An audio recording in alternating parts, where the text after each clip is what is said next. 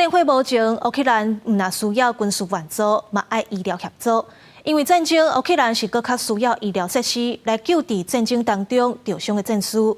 今仔日行至世界边界，俄乌战争系列报道。台语台采访团队带乡亲来到波兰，看后面是安怎动员提供乌克兰医疗服务。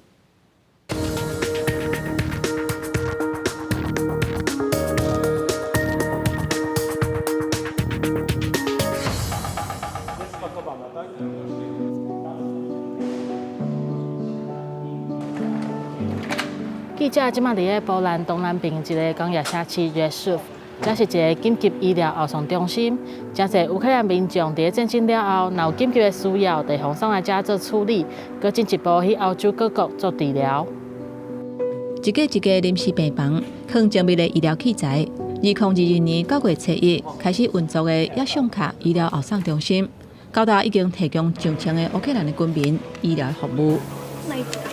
On duty, we do have 1 doctor, 2 nurses, 2 paramedics, interpreter from Ukrainian and Polish language. We have psychologists, we have pharmacists, we have logisticians, and we do have ambulance drivers. 因为罗西亚无差别的轰炸，真侪乌克兰的病院受到损伤，对紧急需要医疗资源，亲像是因为战争受伤的人、癌症甲慢性病患者，无法度即时提供救援。约尚卡医疗后送中心，都是后面专门为乌克兰规划医疗后送计划的一部分。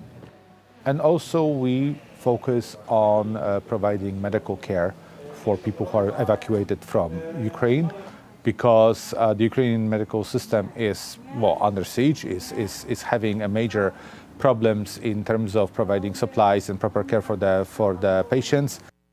病人若是有医疗的需要，首先会由病院向乌克兰卫生部提出需求，但后面紧急协调中心 ERCC 收到乌克兰卫生部的申請了後，後面各國就會開始安排後續治療患者的工作。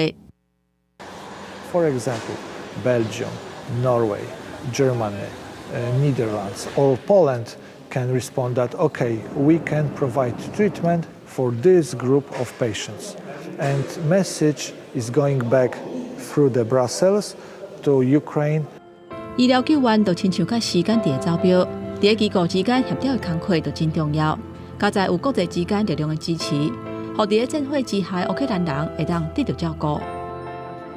透過醫療人員伫24點鐘到48點鐘的照顧，病人會當得到好的照顧和心理的支持。伫一般的戰爭內底，看到人性的溫暖。記者吳定宇、林建如，波蘭採訪報道。